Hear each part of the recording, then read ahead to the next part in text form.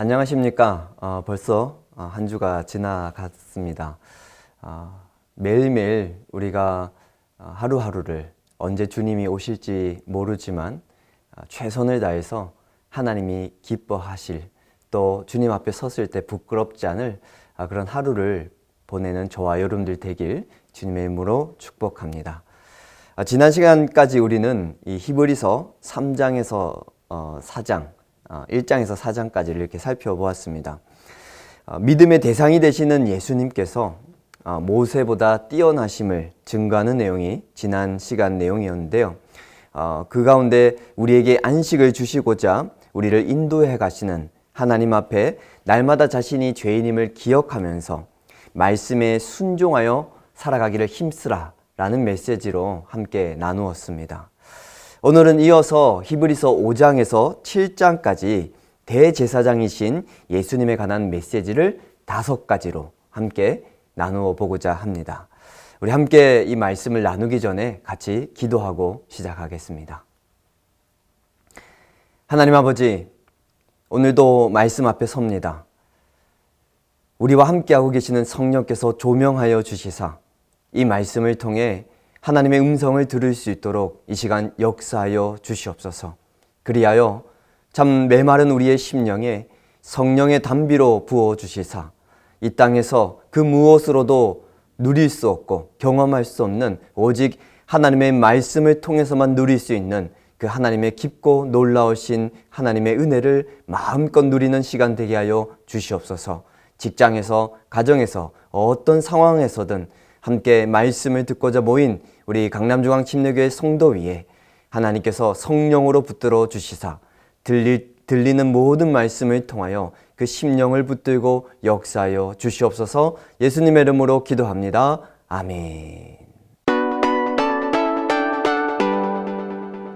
히브리서 5장에서 7장까지 우리가 메시지를 살펴볼 때 먼저 첫 번째 살펴볼 메시지는 우리의 대제사장이신 예수님은 우리와 똑같이 시험을 받으셨지만 죄는 없으신 분이라는 것입니다. 예수님께서 우리의 대제사장이 되셨다라는 말은 예수님의 완전한 제사로 우리가 하나님께 나아갈 수 있게 되었다라는 것을 의미합니다.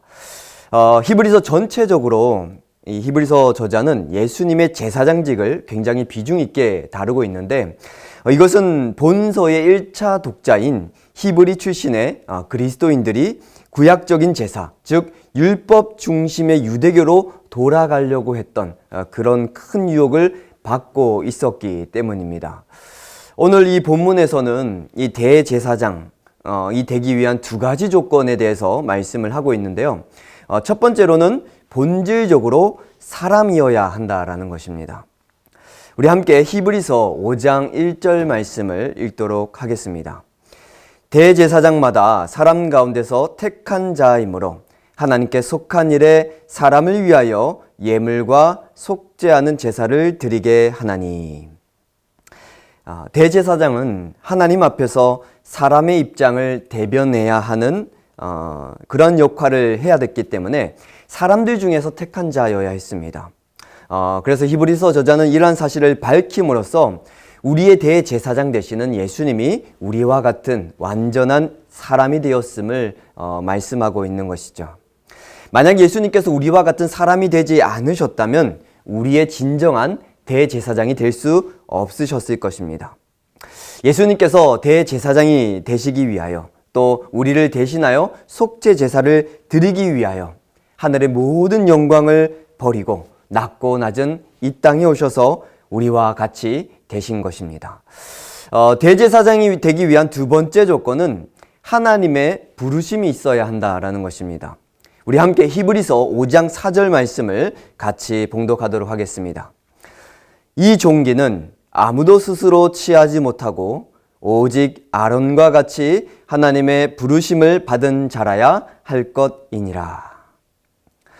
이처럼 대제사장직은 오직 하나님께서 부르신 레위 계통 아론의 자손들만이 할 수 있었습니다. 대사장 아론은 하나님의 부르심으로 이 대제사장직을 받았습니다. 그러나 민수기 16장을 보게 되면 다단, 아비람, 고라 일당들이 이에 반발해서 아론 및 모세를 대적하는 장면이 나옵니다. 그래서 이때 하나님께서는 아론만 이 대제사장직으로 부르셨다라는 징표로 아론의 지팡이에만 싹이 나게 하신 것을 볼 수 있습니다. 이처럼 대제사장직은 하나님으로부터 부르심을 받은 자만이 할 수 있었던 것이죠. 마찬가지로 예수님께서는 우리를 위해서 대제사장으로 하나님으로부터 부르심을 받아 이 땅에 오신 것입니다. 오늘 본문 5절에서 인용하고 있는 구절은 시편 2절에서 7절 말씀인데 이미 1장 5절, 히브리서 1장 5절에서도 인용된 바 있는 말씀입니다. 하나님께서 예수님을 향하여서 이는 내 아들이다 라고 하신 이 말씀을 통하여 하나님께서 이 예수님을 이 땅에 메시아로서 또 대제사장으로서 보내셨다라는 사실을 말씀하고 있는 것이죠. 이처럼 히브리서 저자는 구약 성경에 익숙한 히브리 출신의 성도들에게 이 구약 말씀을 인용함을 통하여서 자신이 말하고자 하는 바를 더 와닿게 전하고 있는 것을 볼 수 있습니다. 예수님께서는 이 레위 지파 제사장들과 마찬가지로 하나님의 부르심을 따라 제사장이 되셨지만 그들과는 다른 차이점이 있으셨습니다. 히브리서 5장 2절에서 3절 말씀을 보시게 되면 이 아론의 제사장은 자신들 역시 죄인들로서 자신을 위해 제사를 드려야 하는 반면 그리스도는 하나님의 아들로서 죄와 허물이 없는 순전하고 영원한 제사장이셨습니다. 뿐만 아니라 예수님은 대제사장의 직분을 레위계통이 아니라 멜기세덱 계열에서 받으셨습니다. 이와 관련해서는 7장에서 더 상세하게 증거를 하고 있죠. 예수님께서는 진정한 우리의 대제사장이 되시기 위하여 우리와 같은 사람이 되셨을 뿐만 아니라 우리와 똑같은 시험을 받으셨습니다. 우리 함께 히브리서 4장 15절 말씀을 읽겠습니다. 우리에게 있는 대제사장은 우리의 연약함을 동정하지 못하실 이가 아니요 모든 일에 우리와 똑같이 시험을 받으신 이로되 죄는 없으시니라. 누군가를 진정 이해하기 위해서는 철저히 그 사람의 입장이 되어 보아야만 합니다. 이처럼 예수님께서는 우리와 같은 인간이 되셔서 우리가 겪는 모든 연약함, 절망, 아픔, 고독, 허무감 등 이 모든 것들을 몸소 겪으셨습니다. 왜냐? 우리의 이 모든 아픔을 또 우리의 연약함을 체휼하시기 위함이었던 것이죠. 이처럼 예수님이 우리와 같은 사람이 되셔서 우리가 겪는 모든 연약함을 몸소 겪으셨기에 바로 우리 예수님은 우리를 누구보다도 잘 이해하실 수 있는 분이시며 또 우리에게 완전한 도움을 주실 수 있는 분이 되신 것입니다. 우리가 예수님처럼 살아간다라고 말을 할 때 여기에는 이 예수님이 그러셨던 것처럼 우리 또한 누군가와 같은 입장이 되어서 꼭 같은 입장이 되어보지 못한다 할지라도 하나님의 마음으로 최대한 그 사람의 입장에서 그 사람을 생각하고 배려하며 함께 울고 웃는 삶을 살아가는 그것을 포함하고 있다라고 말할 수 있겠습니다.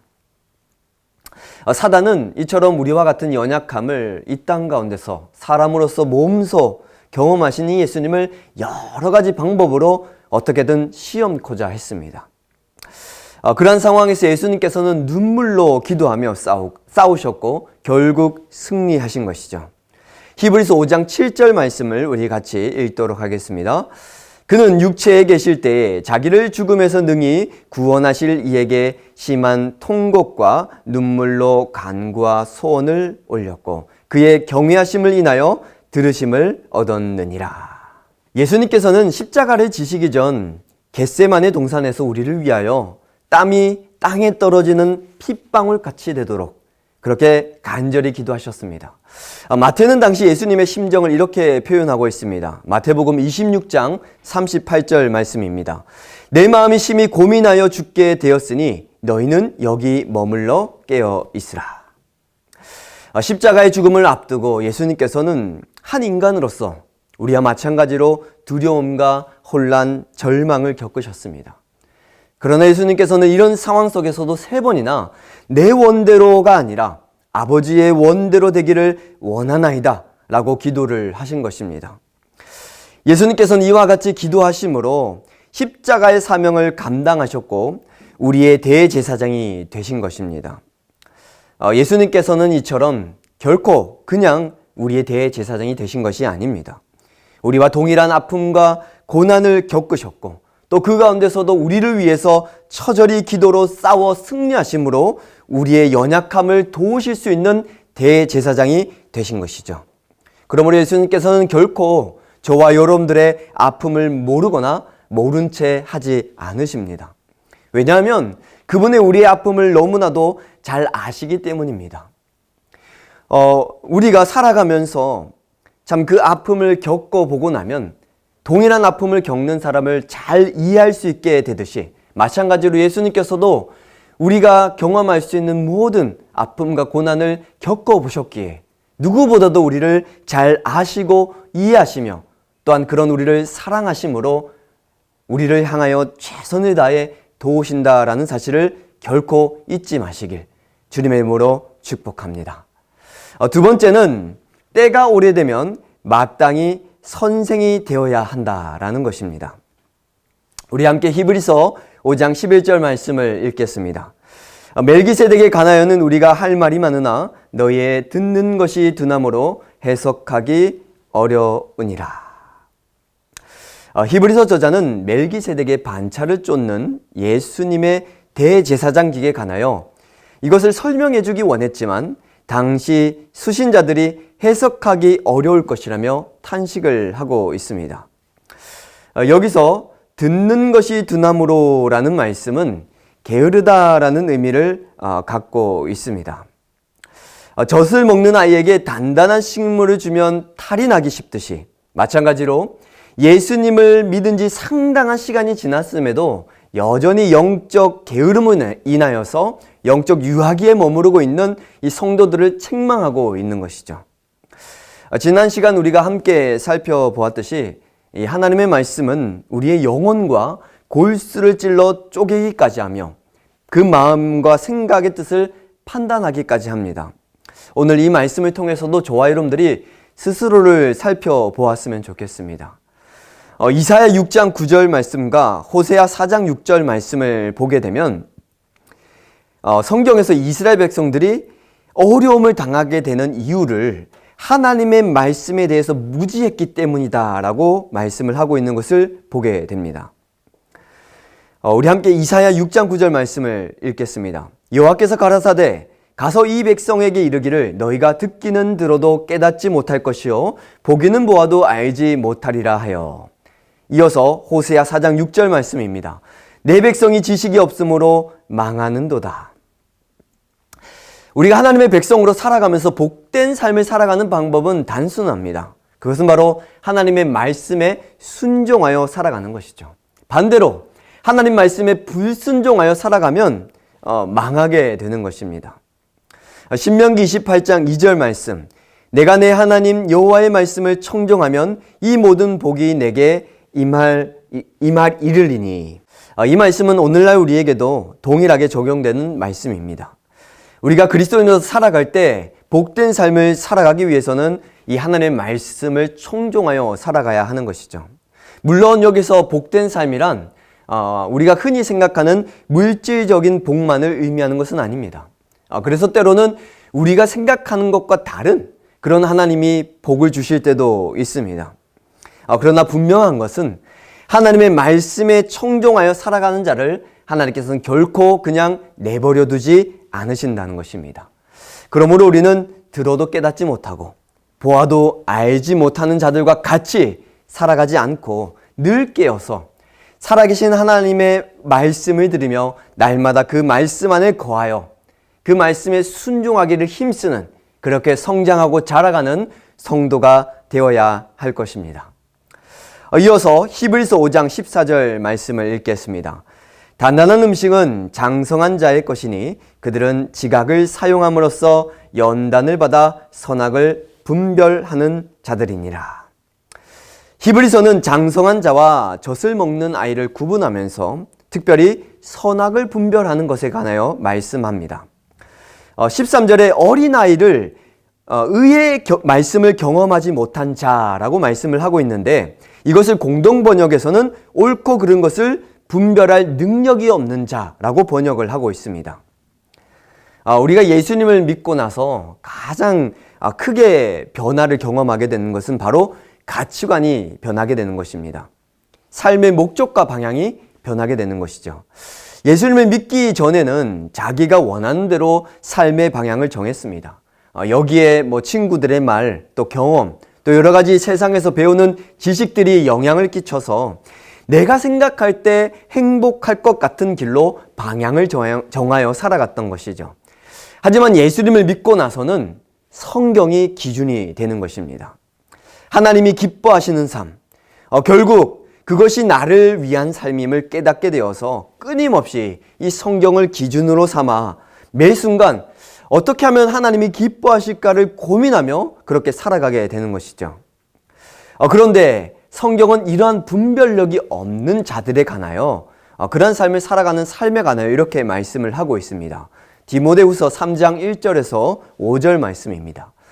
너는 이것을 알라. 말세에 고통하는 때가 이르러 사람들이 자기를 사랑하며 돈을 사랑하며 자랑하며 교만하며 비방하며 부모를 거역하며 감사하지 아니하며 거룩하지 아니하며 무정하며 원통함을 풀지 아니하며 모함하며 절제하지 못하며 사나우며 선한 것을 좋아하지 아니하며 배신하며 조급하며 자만하며 쾌락을 사랑하기를 하나님을 사랑하는 것보다 더하며 경건의 모양은 있으나 경건의 능력은 부인하니 이 같은 자들에게서 내가 돌아서라. 오늘날 많은 사람들이 절대적인 진리를 부정하며 자기 자신이 기준이 되어서 자신에게 맞는 것은 수용하고 자신과 맞지 않은 것은 거부하면서 그렇게 살아갑니다. 그 가운데 섞여서 살아가다 보면 그리스도인들조차 성경이 아닌 현실적인 그 상황과 타협하며 살아가게 되는 것이죠. 이런 상황 가운데서 우리가 그리스도인으로서 이 믿음을 지켜내며 살아가기 위해서는 반드시 경건의 능력이 필요로 합니다. 살아계신 하나님을 경험해야 하는 것이죠. 도저히 그럴 수 없는 상황과 환경 가운데서도 이 하나님의 능력을 경험하게 되면 이해할 수 없는 평강과 기쁨을 갖게 됩니다. 그리고 그 가운데서도 하나님 말씀에 순종하여 살아가게 되는 것이죠. 우리가 아무리 성경의 지식을 많이 안다 할지라도 옳은 바른 기준을 안다고 한다 할지라도 우리에게는 그것대로 살아갈 능력이 없음을 기억해야 합니다. 그러므로 날마다 이 예수님과 연합하여서 능히 그 말씀에 순종하여 살아가게 하시는 성령의 능력을 간구하시길 주님의 이름으로 축복합니다. 절대로 이 능력 없이는 우리가 이 말씀에 순종하여 살아갈 수가 없습니다. 경건의 모양만 갖게 되는 것이죠. 날마다 이 경건의 능력을 맛보시기를, 그리고 그 경건의 능력을 통하여 말씀에 순종하여 살아감으로써 복된 삶을 살아가는 저와 여러분들이 되길 주님의 이름으로 축복합니다. 세 번째는 회개는 그리스도의 삶의 시작이요 끝이라는 것입니다. 이 그리스도에 관한 초보를 버리고 다시 기초를 놓는 일이 없어야 한다면서 히브리서 기자는 6장 1절에서 2절에 여러 가지 교리를 언급합니다.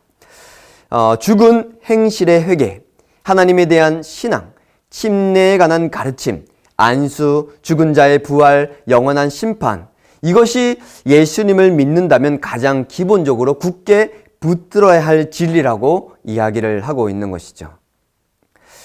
교회에서 신앙생활을 할 때 반드시 해야 되는 것이 있습니다. 그것은 바로 세가족 교육입니다. 교회를 오는 데는 여러 가지 이유가 있을 수 있습니다. 하지만 교회에서 신앙생활을 할 때는 그 이유는 예수님이어야 합니다. 만약 그렇지 않다면 반드시 신앙생활을 하다가 어려움이 찾아오게 될 것입니다. 그러므로 이 세가족 교육을 통해서 아무리 다른 교회에서 이제 세가족 교육을 받고 왔다 할지라도 다시 한 번 더 이 세가족 교육을 통해서 내가 왜 교회에 나와야 하는지, 왜 내가 신앙생활을 해야 하는지 그것을 점검해 봐야 한다는 것이죠. 뿐만 아니라 이 복음은 우리 삶의 이유와 목적이 되기도 합니다. 그러므로 계속해서 우리가 이 복음의 내용을 배우면서 또 이 복음을 다시 붙들면서 삶의 목적과 이유를 점검해 봐야 하는 것이죠.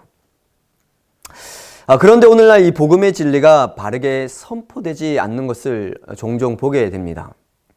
그것을 어떻게 알 수 있느냐? 그것은 바로 복음을 듣고 믿는다고 하지만 자신이 죄인임을 철저히 인정하지 못하게 되는 것을 보면 알 수 있는 것입니다. 자신이 하나님 앞에서 죽어 마땅한 죄인이라는 사실을 인정하지 않을 때 그 결과 하나님을 경외하지 못하게 됩니다. 하나님 앞에서의 겸손함이 사라지게 되는 것이죠. 쉽게 말하면 하나님을 막대하는 것입니다. 물론 하나님께서 우리를 사랑하시는 아버지 되시기 때문에 우리가 친밀하게 하나님 앞에서 모든 것을 아뢰일 수 있고 또 때로는 하나님 앞에서 원망과 불평을 쏟아낼 수 있습니다. 시편의 많은 시편 저자들이 그러했듯이 말이죠. 그러나 하나님을 경외함이 없는 것과는 다른 이야기입니다. 비록 우리가 하나님 앞에서 잠깐 불평과 원망을 쏟아낼 수는 있지만 결국 그러한 기도는 하나님을 경외하는 마음이 있는 자라면 하나님 앞에서의 관계가 회복이 되고 또 하나님을 찬양하고 결국에는 그 하나님을 경외함으로 연결되어지는 것입니다. 욥기가 대표적인 그러한 예라고 할 수 있겠습니다. 우리는 하나님 앞에서 하나님의 진노를 받아 마땅한, 그래서 영원히 지옥 형벌을 받아야 했던 자들이었습니다. 그러나 하나님의 은혜로 오직 예수 그리스도로 인하여 하나님의 자녀가 된 것이죠. 이런 사실을 철저히 깨달은 자라면, 또 그렇게 거듭난 자라면 잠깐 현실의 어려움과 괴로움으로 인해서 하나님 앞에서 원망과 불평을 쏟아 놓는다 할지라도 결국에는 하나님 앞에 엎드려서 자신의 죄를 자복하며 회개하게 된다라는 것이죠. 그러나 오늘 많은 이들이 예수님을 믿고 하나님의 자녀가 되기는 원하지만, 그래서 하나님이 주신 복을 누리며 살아가기를 원하지만 자신이 죄인임을 고백하고 철저히 죄로부터 돌이켜서 하나님 말씀에 순종하여 하나님을 주인으로 삼고 살아가는 삶은 거부하는 사람들이 많아진다라는 것입니다. 히브리서 6장 4절에서 8절 말씀에는 이 땅의 비유를 통해 거짓 믿음에 관한 경고를 하고 있는데요. 이 말씀을 읽다 보면 예수님을 믿다가도 타락할 수 있고 또 그렇게 되면 영원히 버림받을 수도 있는 것처럼 이렇게 생각이 되어질 수 있습니다. 그렇다면 과연 이 말씀을 우리가 어떻게 해석하고 받아들여야 하는 것일까요? 먼저는 이 말씀을 통해서 우리를 향한 경고를 하고 계시다라는 메시지로 받아들여야 할 것입니다. 우리 함께 빌립보서 2장 12절 말씀 읽겠습니다. 그러므로 나의 사랑하는 자들아, 너희가 나 있을 때뿐 아니라 더욱 지금 나 없을 때에도 항상 복종하여 두렵고 떨림으로 너희 구원을 이루라. 우리 또한 복음에서 흔들리고 넘어질 수 있기 때문에 우리는 계속해서 복음 위에 굳건히 서도록 힘을 써야 합니다. 그것을 이 빌립보서 말씀에서는 두렵고 떨림으로 너희 구원을 이루라 라고 표현을 하고 있는 것이죠. 성경은 결코 우리가 이제 구원을 받았으니 이제는 더 이상 신경 쓰지 말고 살아가라 라고 말씀하고 있지 않습니다. 우리가 구원을 받았으나 계속해서 힘써 구원을 이루어가는 삶을 살아야 하는 것이죠. 두 번째로 이 히브리서 6장 4절에서 8절 말씀은 우리의 믿음은 반드시 열매를 맺게 되어 있다라는 메시지를 주고 있습니다. 7절에서 8절은 동일하게 이 땅이 비를 흡수하지만 어떤 땅은 이제 필요 없는 쓸모없는 열매를 맺게 되고 또 어떤 땅은 좋은 열매를 맺게 되는 이 비유에 관하여서 말씀을 하고 있습니다. 동일하게 비가 내리지만 어떤 땅은 유익한 동작물을 내는 반면 어떤 땅은 가시와 엉겅퀴를 내는 것이죠. 야고보서에서는 행함이 없는 믿음은 죽은 믿음이라고 말씀을 하고 있습니다. 살아있는 믿음은 반드시 열매를 맺게 되어 있다는 것입니다. 결국 동일한 비가 내림에도 다른 열매를 맺는 가장 근본적인 이유는 그 사람이 정말 거듭났느냐, 거듭나지 못했느냐에 있다라는 것입니다. 거듭난 자는 반드시 농작물과 같은 좋은 열매를 맺게 되어 있고, 거듭나지 못한 자는 동일하게 비가 내려도 쓸모없는 가시와 엉겅퀴와 같은 것을 내게 되어 있다라는 것이죠. 자, 그렇다면 도대체 거듭난 자를 어떻게 구분할 수 있을까요? 이 거듭난 자의 가장 중요한 표지가 무엇일까요? 물론 여러 가지를 우리가 말할 수 있겠지만 오늘 우리가 가장 중요하게 살펴봐야 될 이 거듭남의 표지는 과연 이 사람이 진짜 회개했는가를 살펴봐야 할 것입니다. 앞서 이야기했듯이 복음을 듣고 믿음으로 회개한 자의 특징은 하나님 앞에서의 겸손함과 경외함입니다. 여기서 사람에 대한 태도도 나오게 되는데 나 또한 하나님 앞에서 극악무도한 도저히 용서받을 수 없는 그러한 죄인이었는데 그런 원수와 같던 나를 향하여서 용서와 사랑을 베풀어 주신 그 하나님 앞에서의 나의 모습이 결국에는 다른 사람, 나를 향하여서 원수와 같이 행하는 자에 대해서도 긍휼한 마음을 갖게끔 만든다라는 것입니다. 물론 우리가 이런 삶을 완벽하게 살아갈 수는 없습니다. 그러나 그렇기에 끊임없이 회개하는 삶을 살아가게 되는 것이죠. 회개를 한다라는 것은 먼저 자신이 잘못되었음을 인정하는 것입니다. 이것은 분명한 기준이 있을 때 가능하게 되는 것이죠. 기준이 없다면, 기준이 잘못되었다면 회개도 불가능한 것입니다. 그러나 무조건 성경을 많이 안다고 해서, 그러한 기준이 있다고 해서 자신의 잘못을 회개할 수 있는 것은 아닙니다. 즉, 이 진정한 회개는 성령의 역사로만 가능하다라는 것이죠. 그러므로 우리는 이 회개가 바른 회개가 되기 위해서 끊임없이 성경을 통해 바른 옳고 그름의 기준을 알아가야 할 것이고, 또 그것이 내게 잘 적용되어서 진정한 회개가 되어질 수 있도록 늘 성령의 도우심을 구해야 할 것입니다. 우리는 이 회개가 습관적이 되지 않도록 조심해야 합니다. 만약 이 회개가 습관적이게 되다 보면 결국 회개하지 않는 삶을 살아가게 됩니다. 그러나 반대로 정말 날마다 이 성령의 역사하심으로 회개하는 삶을 살아갈 때 우리의 삶 가운데는 정말 그 하나님이 주시는 풍성한 은혜로 넘쳐나게 될 것입니다. 이 회개는 끊어진 또 멀어진 하나님과의 관계를 회복하는 능력이 있습니다. 정말 하나님과 동행하여 살아가는 것이 얼마나 소중한지를, 그것이 얼마나 기쁜 일인지를 아는 자라면 회개하는 삶을 살아가기를 소망할 수밖에 없게 될 것입니다. 그러므로 날마다 말씀을 통하여서 나를 돌아보며 정말 그 말씀을 거울로 비추어서 정말 작은 죄 하나라도 하나님 앞에 회개하면서 어떻게 쓰든 하나님과 동행하는 삶을 살아가기를 소망하는, 그렇게 날마다 회개하는 삶을 살아가기를 소망하는 저와 여러분들 되길 주님의 이름으로 축복합니다. 네 번째로는 게으르지 않고 믿음과 오래 참음으로 약속들을 기업으로 받는 자들을 본받는 삶을 살아가야 한다라는 것입니다. 우리 함께 히브리서 6장 11절에서 12절 말씀을 읽도록 하겠습니다. 우리가 간절히 원하는 것은 너희 각 사람이 동일한 부지런함을 나타내어 끝까지 소망의 풍성함에 이르러 게으르지 아니하고 믿음과 오래 참음으로 말미암아 약속들을 기업으로 받는 자들을 본받는 자 되게 하려는 것이니라.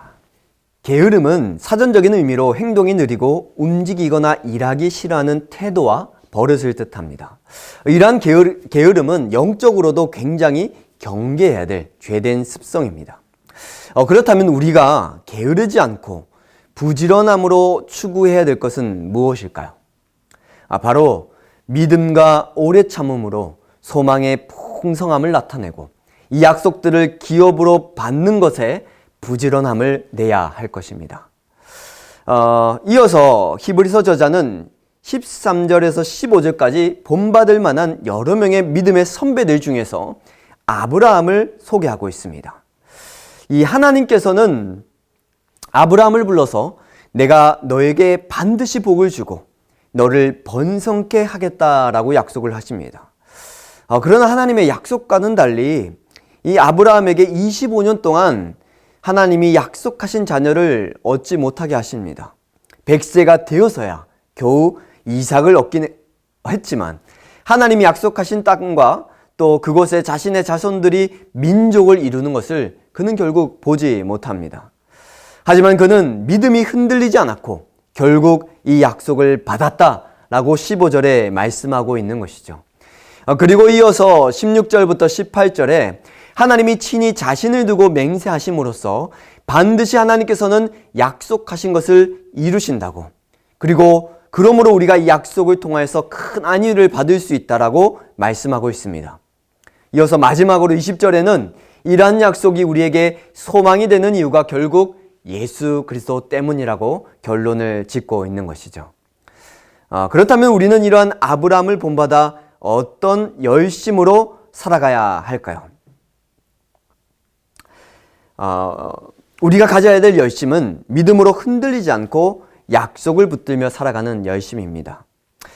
그런데 이 아브라함의 이야기가 적혀 있는 창세기 12장부터 21장까지를 살펴보게 되면 이 박영성 목사님께서 쓰신 책 중에 하나님의 열심이라는 책에서도 이렇게 이야기를 하고 있는데, 아브라함이 믿음의 조상이 되기까지 이 아브라함의 열심보다 훨씬 더 하나님이 더 열심을 가지고 이 아브라함을 믿음의 조상으로 만들어 가고 계신 것을 볼 수 있습니다. 우리가 믿음을 지켜 약속을 받아 누리게 되기까지 우리는 이 땅에서 우리의 100%의 최선으로 살아갑니다. 근데 그것만 가지고는 되지 않고 그것과 함께 하나님의 그 100%의 열심이 함께 역사함을 통하여 열매를 맺게 되는 것이죠. 그러므로 우리는 평생을 정말 우리의 믿음을 지켜내기 위해서 정말 이 하나님을 바라보면서 부지런함으로 살아갈 때 결국에 고백하게 되는 고백은 이러한 고백인 것입니다. 고린도전서 15장 10절, 그러나 내가 나된 것은 하나님의 은혜로 된 것이니 내게 주신 그의 은혜가 헛되지 아니하여 내가 모든 사도보다 더 많이 수고하였으나 내가 한 것이 아니요 오직 나와 함께 하신 하나님의 은혜로라. 이처럼 우리는 우리의 열심으로 우리의 믿음을 지킨다라고 생각할 수 있지만 우리가 보지 못할 뿐이지 실제로 우리보다 더 큰 열심으로 우리의 믿음을 지키시고자 일하시는 하나님이 계시기에 우리는 이 약속의 소망을 품고 이 약속을 기업으로 받을 수 있게 되는 것입니다.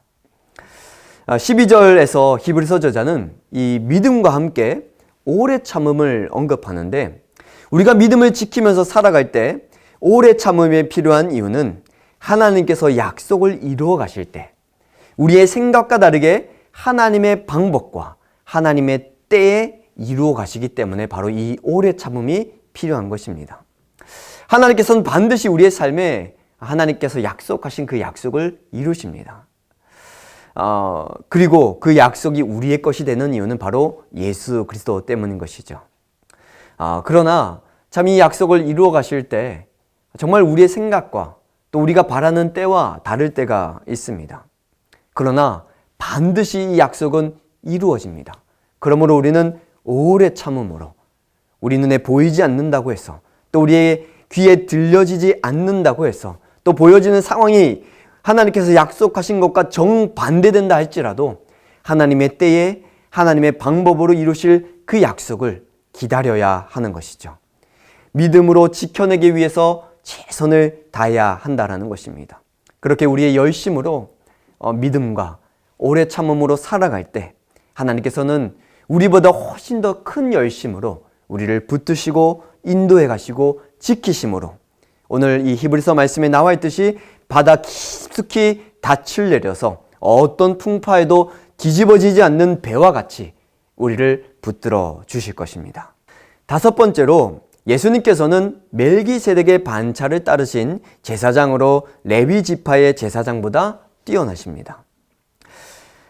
장성한 자로 성장하기에 충분한 시간이 흘렀음에도 여전히 어린아이 같이 머물러 있었던 성도를 향해서 책망을 하고 또 계속해서 열심으로 믿음을 지켜내도록 그렇게 권면한 히브리서 저자는 이 멜기세덱에 관한 설명을 이어가고 있습니다. 이 멜기세덱이란 이름은 평강의 왕으로서 그는 굉장히 신비한 인물이었습니다. 히브리서 7장 3절 말씀입니다. 아버지도 없고 어머니도 없고 족보도 없고 시작한 날도 없고 생명의 끝도 없이 하나님의 아들과 닮아서 항상 제사장으로 있느니라. 이 구약 어디에도 멜기세덱의 혈통이라든지 부모, 출생 및 죽음에 대한 언급이 전혀 없는 점을 들어 히브리서 저자는 왕이자 제사장인 멜기세덱의 제사장 직분이 하늘에 기원을 두고 있으며 영원하다는 사실을 부각시키고 있습니다. 그리고 이어서 이러한 멜기세덱의 반차를 따라 제사장이 되신 예수님은 레위 지파의 제사장보다 훨씬 더 뛰어나다라고 논증을 하고 있는 것이죠. 먼저 히브리서 저자는 아브라함이 멜기세덱에게 11조를 바친 사건을 언급하면서 낮은 자가 높은 자에게 축복을 받는 것이 당연하다고, 그래서 자연스럽게 이 아브라함보다 멜기세덱이 높은 존재임을 증거하고 있습니다. 여기서 이어서 이 아브라함의 허리에 레위 지파 제사장들이 함께 이 아브라함과 함께 멜기세덱에게 11조를 바쳤다라고 논증을 하면서 결국에는 이 레위 지파 제사장들이 멜기세덱보다 낮은 존재다라고, 멜기세덱이 더 높은 존재다라고 연결해서 설명을 하고 있는 것이죠. 결국에는 이런 논증을 통해 멜기세덱의 반차를 따신 예수님이 레위 지파의 제사장들보다 높은 존재이다라고 결론적으로 말씀을 하고 있는 것입니다. 사실 이런 논증이 우리에게는 익숙하지 않지만 유대인들에게는 굉장히 익숙한 표현이었습니다. 로마서 5장에서도 아담이 죄를 지었을 때 모든 사람이 아담과 함께 죄를 지었다는 개념 또한 이러한 개념과 연결되어지는 것이죠. 어쨌든 결론적으로 이 히브리서 저자는 레위 지파 제사장보다 멜기세덱의 반차를 따신 예수님이 훨씬 더 뛰어난 제사장임을 증거하고 있는 것입니다. 뿐만 아니라 이 7장에서 히브리서 7장에서 레위 지파 제사장과 예수님을 여러 가지로 비교하면서 설명을 하고 있는데요. 계통으로는 레위 지파는 아론의 계통, 예수님은 멜기세덱의 계통. 또 제사장이 된 근거는 레위 지파는 혈통에 대한 율법의 규정에 따라 되었고, 예수님께서는 썩지 않을 생명의 능력에 따라 되셨으며, 레위 지파는 맹세 없이 되었지만 예수님께서는 하나님의 맹세로 되셨고, 죽음 때문에 계속 교체가 되는 레위 지파 제사장과는 달리 늘 살아계셔서 영원한 제사장 되시는 예수님이시며, 날마다 먼저 자기 자신을 위해 희생 제물을 드려야 했던 레위 지파 제사장들과는 달리 자기 자신을 바쳐서 단번에 일을 이루신 예수님이셨습니다. 결국 스스로도 죄인이었던 레위 지파 제사장들과는 달리 거룩하고 순결하시며 죄인들과 구별되셨고, 약점이 있었던 레위 지파 제사장들과는 달리 영원하고 완전하게 되신 예수님임을 이렇게 비교해 가면서 예수님이 훨씬 더 탁월하신 제사장이다라는 것을 증명하고 있는 것입니다. 이러한 논증은 이제 다음 시간 8장에 연결이 되어지게 되는데요. 특별히 오늘 이 본문에서는 율법에 관한 가르침에 대한 부분을 좀 살펴보고자 합니다. 히브리서 7장 18절에서 19절 말씀입니다. 전에 있던 계명은 연약하고 무익함으로 패하고 율법은 아무것도 온전하게 못할지라. 이에 더 좋은 소망이 생기니 이것으로 우리가 하나님께 가까이 가느니라. 이 말씀의 의미는 완전한 것인 실체가 옴으로써 불완전한 그림자에 불과한 의식법, 이 제사제도가 소용없게 되어졌다라는 의미인 것이죠. 이 완전하신 제사장, 예수님께서 오심으로 더 이상 제사장직이나 제사제도가 필요치 않게 되었다라는 것입니다. 그런데 우리가 여기서 더 살펴볼 것은 율법은 아무것도 온전하게 못한다. 이것이 무슨 의미인지를 살펴보고자 합니다. 과연 이 율법이 하는 역할이 무엇일까요? 사실 이 율법은 우리로 하여금 그저 자신이 죄인이라는 사실을 깨닫게 해주는 것, 그 이상도 그 이하도 할 수가 없습니다. 그러나 그렇다고 해서 이 율법이 필요치 않다라는 것은 아닙니다. 결국 이 율법은 우리로 하여금 우리가 죄인임을 깨닫게 함으로 예수님께로 인도하는 몽학 선생의 역할을 할 뿐만 아니라 이제 예수님을 믿고 나서는 어떻게 하면 예수님을 닮아갈 수 있는지 그 방향과 기준을 제시해 주는 것이죠. 표지판의 역할을 하게 되는 것입니다. 결국 이 율법이 아무것도 온전하게 하지 못한다라는 말씀의 의미는 율법만으로는 그렇게 할 수 없다라는 의미라는 것입니다. 그러므로 우리가 아무리 율법을 많이 알고 배운다 할지라도 율법만 가지고는 결코 온전해질 수 없습니다. 율법만 가지고는 오히려 더 큰 절망과 좌절만이 있을 수밖에 없습니다. 이것은 아마도 말씀대로 살아가 보려고 했던 사람이라면 누구나 다 공감하는 사실일 것입니다. 말씀대로 살려고 하면 할수록 계속해서 자신이 얼마나 더 큰 죄인인지를 깨닫게 되는 것이죠.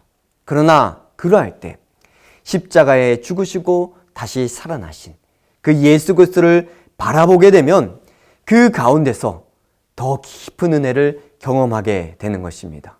그 가운데서 소망의 삶을 발견하고 살아가게 되는 것입니다. 그러므로 우리는 결코 율법주의적인 삶을 살아가서는 안 됩니다. 예수 그리스도 없이는 우리가 아무것도 아님을 기억해야 하는 것이죠. 율법만 가지고는 온전해질 수 없습니다. 우리가 예수 그리스도 안에 있을 때, 예수 그리스도와 함께 할 때 이 율법 또한 의미가 있을 수 있는 것이죠. 우리의 거룩은 율법을 가지고 그 율법을 지켜 행하는 것이 거룩이 아닙니다.